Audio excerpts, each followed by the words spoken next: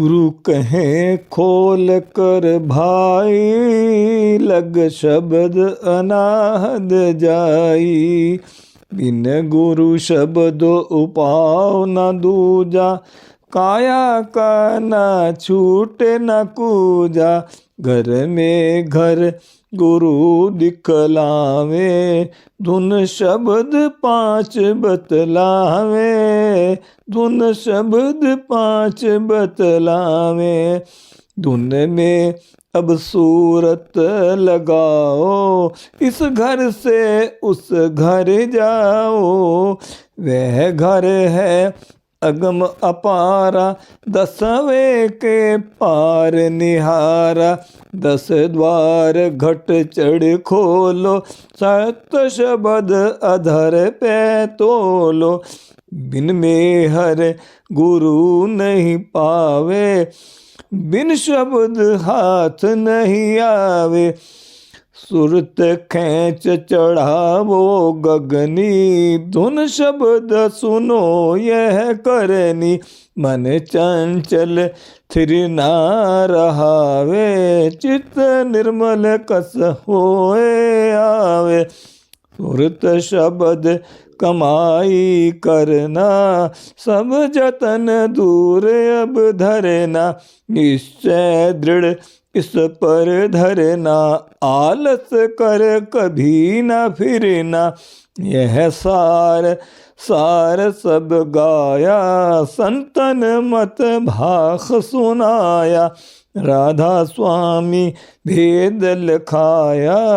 सुन मान सार समझाया, गुरु कहे खोल कर भाई। अग शब्द अनाहद जाई। गुरु रूप प्यारी सात संगत जी, आप सभी पवित्र आत्माओं के श्री चरणों में दास का कोटि कोटि प्रणाम है। परम पूज्य परम संत बाबा सावन सिंह जी महाराज ने सत्संग प्रवचनों में फरमाते हैं, यह बात सोचने और समझने के योग्य है कि जब तक हमें वह परमेश्वर वाहेगुरु या अकाल पुरख नहीं मिलता, तब तक हम किसके साथ प्यार करें, किससे मोहब्बत करें और किसकी पूजा करें। इसका जवाब पाने के लिए आप सारी दुनिया को सामने रखें। दुनिया 5 तत्वों की बनी हुई है, मिट्टी, पानी, हवा, आग और आकाश। और इनकी 5 ही श्रेणियां हैं। पहली वह जिसमें एक तत्व प्रमुख है, बाकी 4 भी हैं, लेकिन बराए नाम अगर मन भर शाख को सुखाए तो शायद 4-5 सेर रह जाएगी, क्योंकि 35-36 सेर पानी उड़ जाएगा। बाकी कुछ मिट्टी भी है, आग भी है और हवा भी है। डॉक्टरों ने साबित किया है कि किसी सब्जी में 95% पानी होता है। अब दूसरी श्रेणी लो है, वह कौन सी है? कीड़े मकोड़े की। इनमें छिपकली, बिच्छू, सांप आदि शामिल हैं। इनमें 2 तत्व हैं, आग और हवा। इनको पानी की ज़रूरत नहीं। मैं जब नौकरी पर था, मुझे ऐसे जंगलों में काम मिला जहाँ पर 20-20 मील तक पानी नहीं मिलता, मगर मैंने वहाँ पर छिपकली, बिच्छू, साने, चूहे, सांप वगैरह सारे ही जानवर देखे। मैंने उन्हें कभी 20 मील पार तालाबों पर या नदियों में पानी पीने जाते नहीं देखा। वे अपने लिए पानी सब्जियों में से निकाल लेते थे। इन सब जानवरों में जहर होता है, खासकर उन जंगलों के सांप बिच्छू का काटा हुआ आदमी पानी नहीं मांगता। तीसरी जमात में 3 तत्व हैं, आग, हवा और पानी। वह जमात है पक्षियों की। चौथी जमात है पशुओं की। इनमें आकाश तत्व की कमी है। बाकी 4 तत्व आग, हवा, मिट्टी और पानी पूरे हैं। मनुष्य में पांचों तत्व पूर्ण रूप से हैं। अगर सारी दुनिया में कोई उत्तम और श्रेष्ठ जन्म है तो वह है मनुष्य का। हमारे वेद शास्त्र कहते हैं कि देवी देवता भी जिनकी हम पूजा करते हैं मनुष्य जन्म को तरस रहे हैं। मुसलमान कहते हैं कि आदमी को सब फरिश्तों ने सजदा किया। अगर पांचों तत्वों वाला मनुष्य एक तत्व वाले पत्थर की पूजा करेगा तो वह क्या बनेगा? पत्थर बनेगा। मिसाल के तौर पर अगर कोई बादशाह अपने नौकर की सेवा करेगा तो वह नौकर उसको क्या बना देगा? नौकर। इसी तरह अगर मनुष्य चेतन होते हुए जड़ को पूजेगा तो वह जड़ वस्तु उसे क्या बनाएगी? जड़। पीपल, तुलसी तथा और पेड़। मतलब ये है कि जितने एक तत्व वाले जीव हैं वे हमारी पूजा के योग्य नहीं।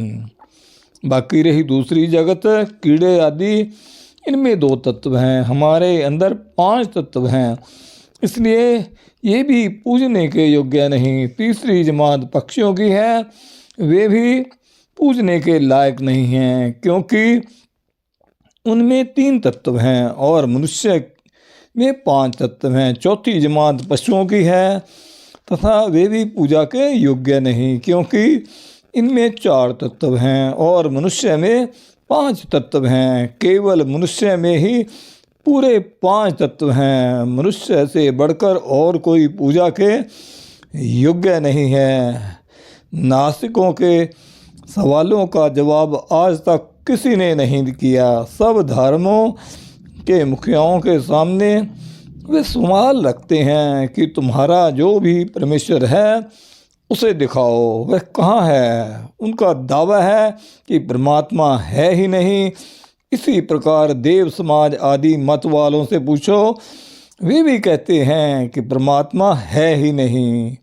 अब एक तो परमेश्वर मिला नहीं, दूसरे वह इन आँखों से देख पाने वाली चीज़ नहीं। मनुष्य को जबकि वे बराबर बराबर हैं पूछता नहीं। तब क्या किया जाए?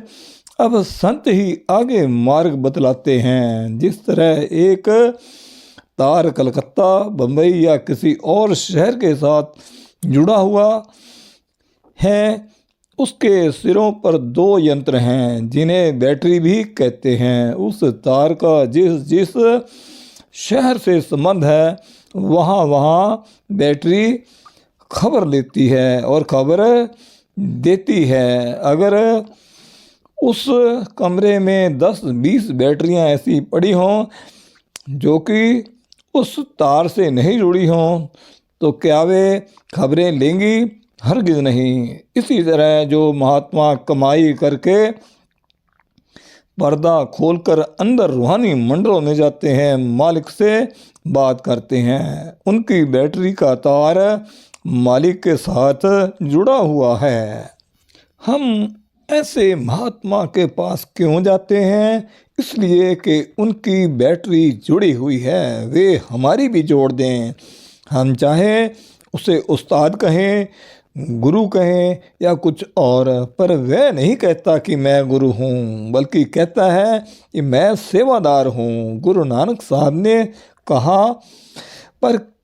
कहा है कि मैं गुरु हूँ, बल्कि वे तो कहते हैं, कहो नानक हम नीच कर्मा शरण परे की राखो शर्मा। नानक गरीब तै पिया द्वारे हर मेल लेहो बवड़ियाई। उनका फरमान तो केवल ये है कि ए शिष्य, तू एक बार पर्दा खोलकर मेरे साथ अंदर चल तो सही। जब अंदर मेरी हैसियत या अवस्था देखेगा तब जो मर्जी हो कह लेना। जब तक हमें परमेश्वर नहीं मिलता, हमारे पूजने के लिए केवल वह महात्मा ही है जो कि अंदर जाता है। खंड ब्रह्मांड ईश्वर परमेश्वर सब हमारे अंदर है, बाहर से किसी चीज़ को लाने की ज़रूरत नहीं। सतगुरु और कुछ नहीं करता, सिर्फ आपकी आत्मा को उस शक्ति के साथ जोड़ देता है। सतगुरु ये नहीं कहता कि आप अकेले जाओ, बल्कि जब आप 9 दरवाज़ों को छोड़कर 10वीं गली में चढ़ते हैं तो वह हर मंजिल पर आपके साथ है। वह यह नहीं कहता कि काम काज छोड़ दो, बल्कि कहता है कि घर बार बाल बच्चों में रहकर अपना काम काज करते हुए पर्दा खोलो और देखो कि तुम कौन हो। वह तो दोनों हाथों में दांत लिए खड़ा है। महात्मा इतना समझाते हैं मगर हम नहीं मानते। वजह यह है कि मन हमारा दुश्मन है, जो कि हमें अंदर नहीं जाने देता। हमारी आत्मा जन्मों जन्मों से मन की दासी बनी हुई है। हम मन के कहे खाते, मन के कहे पीते, मन के कहे रिश्ते नाते और सब काम करते हैं। रूह मन के मतहत या अधीन है। आप कहेंगे कि मन जड़ है और रूह चेतन। रूह मन के मतहत कैसे किस प्रकार हो सकती है? जिस प्रकार अमर बेल होती है उसकी अपनी जड़ नहीं होती। वह पेड़ पर पैदा होती है, पेड़ पर बढ़ती है और आखिर पेड़ को सुखा देती है। यही हमारा हौल है। चेतन आत्मा जड़ मन के द्वारा सुखाई गई है। निश्चल एक सदा सच सोई, पूरे गुरते सोजी हुई। यह श्री गुरु अमरदास जी महाराज तीसरी पातशाही की वाणी है। वाणी का एक एक लफ्ज़ करोड़ करोड़ रुपयों का है। हमें सुनकर उस पर विचार करना चाहिए और अपने आप को वाणी के अनुसार चलना चाहिए। कहीं ऐसा ना हो कि हम सत्संग में बैठे हों पर हमारा मन बाज़ारों में, खेतों में या कहीं और फिरता हो। हमें चाहिए कि प्यार के साथ सुने और घर जाकर विचार करें कि जो वाणी कहती है हम उस पर चलते हैं कि नहीं।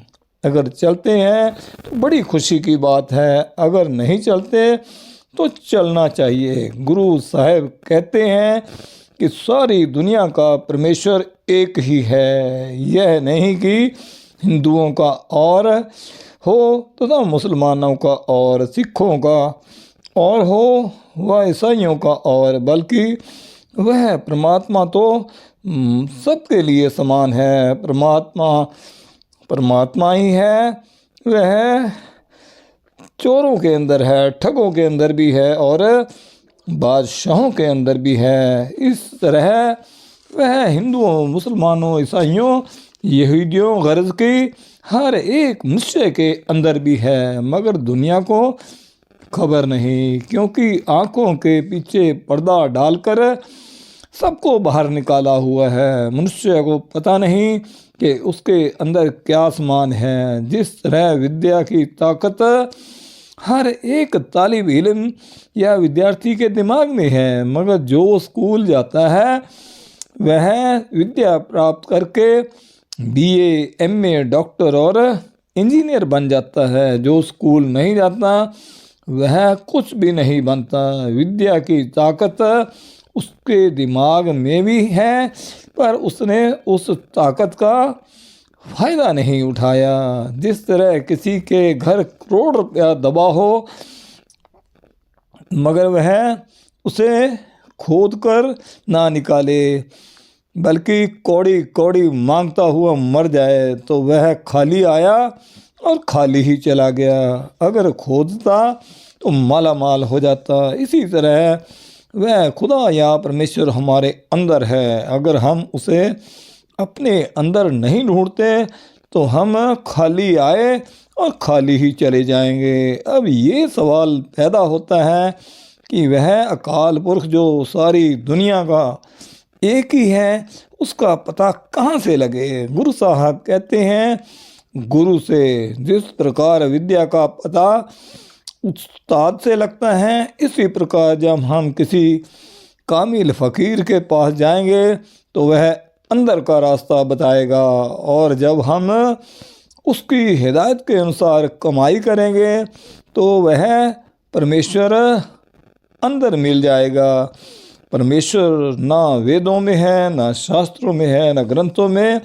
अगर वह किताबों में हो तो सबसे पहले गुरुद्वारों के भाइयों और मस्जिद के मौलवियों को मिलना चाहिए, पर ऐसा तो नज़र नहीं आ रहा। जब तक वह नहीं मिलता हमारा जन्म मरण समाप्त नहीं हो सकता।